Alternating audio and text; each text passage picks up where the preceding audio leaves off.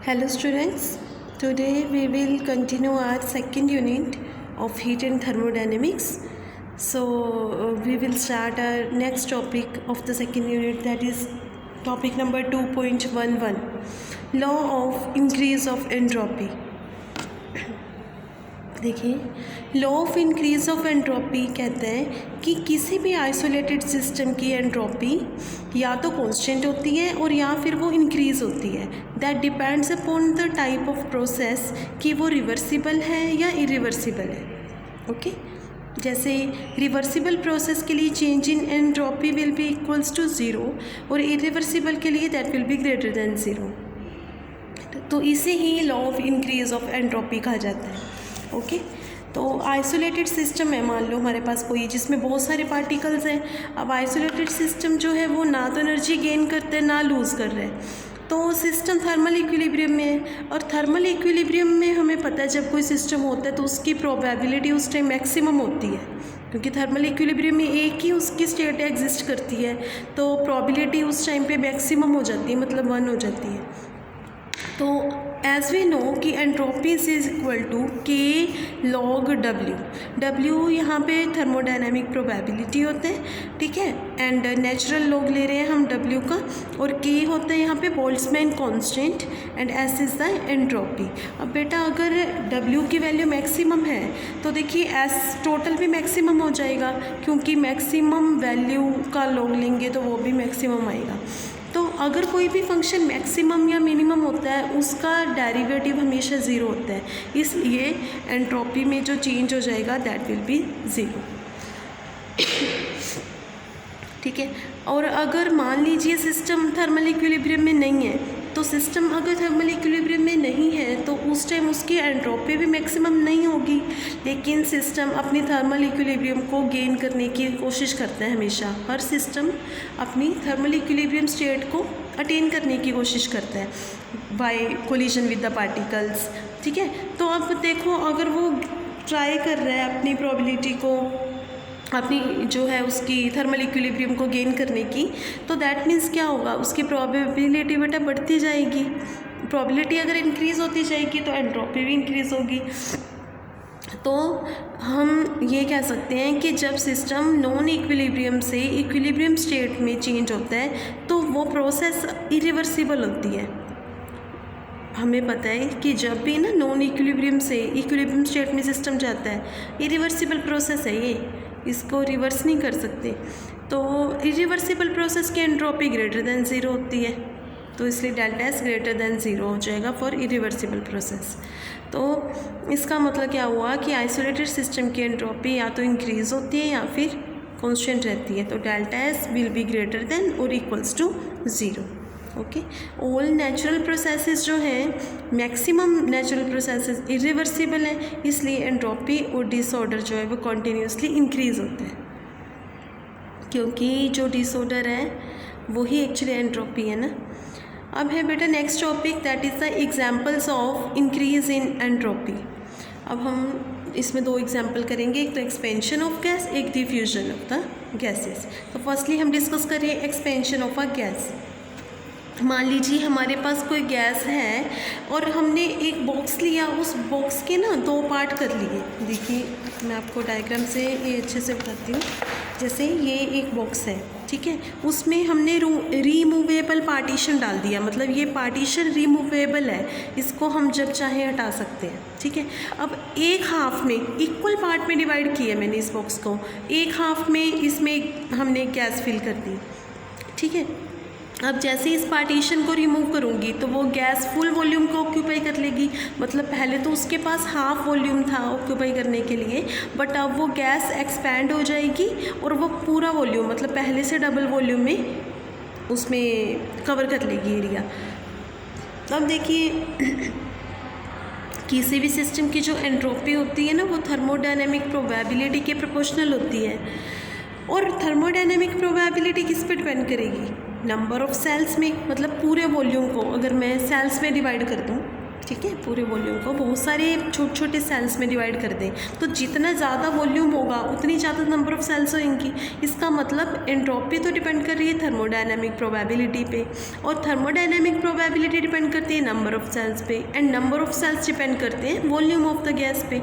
अब अगर वॉल्यूम बढ़ गया, मतलब कि जब पार्टीशन को रिमूव किया गया तो गैस को डबल वॉल्यूम मिल गया ऑक्यूपाई करने के लिए, वॉल्यूम बढ़ गया, तो इट मीन्स क्या होगा, एंट्रोपी भी सिस्टम की इंक्रीज़ हो जाएगी। तो एंट्रोपी अगर इंक्रीज़ हो रही है तो वो प्रोसेस कौन सी होती है, irreversible. That means expansion of a gas is an irreversible process. यहाँ से ये पता चलता है कि जो गैस का एक्सपेंशन है वो किस टाइप का प्रोसेस है, इरिवर्सिबल, बिकॉज इस केस में एंट्रोपी इंक्रीज़ हो रही है, और एंट्रोपी में इंक्रीज़ इरिवर्सिबल के लिए ही होता है। क्लियर। अब बेटा सेकंड एग्जांपल करते हैं, इसमें हम diffusion of gases. Diffusion of gases को हम कैसे इरिवर्सिबल कह सकते हैं, अब इसे देखिएगा। मान लीजिए हमारे पास कोई कंटेनर है, ठीक है, ये बॉक्स है, उस बॉक्स को हमने 2 हाफ्स में डिवाइड किया और उसमें गैस, दोनों साइड गैस फिल कर दी हमने। ओके, तो अब देखिए क्या होगा, 2 गैसेस फिल की है, एक गैस इस वाले पार्ट में, एक गैस इस वाले पार्ट में। जैसे ही पार्टीशन को रिमूव करेंगे दोनों गैसेस को ज़्यादा वॉल्यूम मिल जाएगा ना ऑक्यूपाई करने के लिए, ये गैस को भी ज़्यादा वॉल्यूम मिल जाएगा ऑक्यूपाई करने के लिए, इस वाली को भी, तो दोनों आपस में डिफ्यूज़ हो जाएंगे जैसे हम पार्टीशन को रिमूव करेंगे। तो आफ्टर डिफ्यूजन जो है वो दोनों गैसेस ही पहले से ज़्यादा वॉल्यूम ऑक्यूपाई कर लेती हैं। अब देखिए मान लेते हैं पहले जो इनकी एंट्रोपी प्रोबेबिलिटी थी ना इस वाली गैस की, मान लेते हैं पहले प्रोबेबिलिटी थी W1 एंड सेकंड वाली की जो थी W2।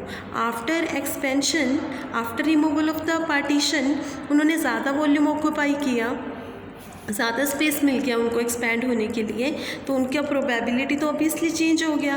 तो अब प्रोबेबिलिटी बढ़ गई ना, अब क्योंकि ज़्यादा वॉल्यूम मिल गया, तो अब बाद में प्रोबेबिलिटी उनकी मान लेते हैं, जो ये वाली गैस है इसकी W1 डैश, इसकी मान लेते हैं W2 डैश।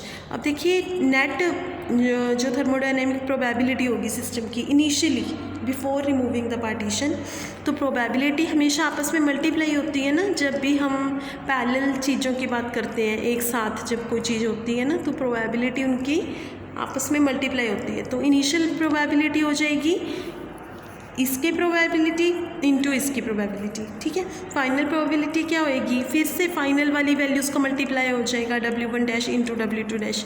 अब बेटा इनिशियल एंट्रोपी हम निकालेंगे सिस्टम की, एंट्रोपी होती है K log W, ठीक है। तो WI की वैल्यू पुट करेंगे W1 W2, ओके।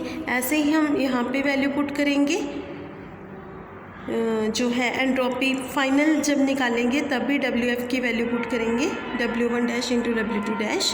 तो W1 डैश जो है वो ज़्यादा है W1 से, क्योंकि स्पेस ज़्यादा मिल गया था पार्टीशन को रिमूव करने के बाद उनको ऑक्यूपाई करने के लिए, और W2 डैश भी ज़्यादा W2 से। इसका मतलब क्या हुआ, फाइनल जो एंट्रोपी है वो भी सिस्टम की ज़्यादा हो जाएगी ना इनिशियल वाले से। तो अब अगर एंट्रोपी इंक्रीज़ हुई है तो कैसी प्रोसेस है ये, इरिवर्सिबल, क्योंकि इरिवर्सिबल की ही एंट्रोपी इंक्रीज़ होती है। तो इससे पता चलता है कि diffusion of gases is also an irreversible process, okay. After that we will discuss about the TS diagram. ये मैं आपको दूसरी बुक से करवा रही हूँ और उसके नोट्स आपको प्रोवाइड कर दूँगी, ओके। ये बेटा ये वाला टॉपिक जो TS डायग्राम टॉपिक है 2.1, ये वाला टॉपिक बाद में करेंगे हम, थ्योरी है इजीली हो जाएंगे, छोटे छोटे हैं। पहले हम ये करते हैं 2.16। तो इस वाले टॉपिक को TS डायग्राम को आपने इस बुक से नहीं करना, इसको हम दूसरी बुक से कर रहे हैं, और आप जो है चाहे वो अपनी बुक पे करेक्ट कर लेना, मैं आपको नोट्स दे दूँगी, ओके।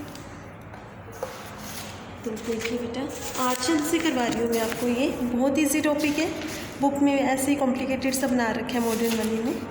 TS डायग्राम, इसमें बेटा देखिए जैसे हमने इंडिकेटर डायग्राम को डिस्कस किया था, प्रेशर वॉल्यूम डायग्राम को कार्नोट साइकिल के लिए, कार्नोट इंजन के लिए, तो अब रिवर्सिबल कार्नोट साइकिल के लिए ही TS डायग्राम की बात कर रहे हैं। देखिए टेम्परेचर को इसमें Y एक्सिस पे लेते हैं, टेम्परेचर को Y एक्सिस पे लिया और एंट्रोपी को X एक्सिस पे लिया, ठीक है। तो फर्स्ट प्रोसेस जो आइसोथर्मल एक्सपेंशन है, टेम्परेचर उसमें कांस्टेंट होता है, तो इसलिए T1 टेम्परेचर की बात करेंगे तो यहाँ पे ग्राफ हमारा कैसा आएगा, स्ट्रेट लाइन ग्राफ आएगा। नाउ एडियाबैटिक प्रोसेस की बात करेंगे। एडियाबैटिक प्रोसेस के केस में हमारे पास इस केस में एंट्रोपी की वैल्यू फिक्स रहती है। अब एंट्रोपी फिक्स है और जो टेम्परेचर है वो चेंज हो रहा है, तो इसलिए हमारा कैसा ग्राफ आएगा इस केस में, टेम्परेचर एडियाबैटिक एक्सपेंशन की बात हो रही है ना, तो इस केस में टेम्परेचर जो है वो डिक्रीज़ हो जाता है T1 से T2, बट एंट्रोपी कांस्टेंट रहती है, इसलिए स्ट्रेट लाइन ये BC आएगी। नेक्स्ट आइसोथर्मल कंप्रेशन होता है, इसमें मान लेते हैं T2 टेम्परेचर फिक्स हुआ, टेम्परेचर T2 फिक्स है क्योंकि सिंक का टेम्परेचर T2 होता है, तो उस T2 टेम्परेचर के करस्पॉन्डिंग CD कब मिलेगी, ओके।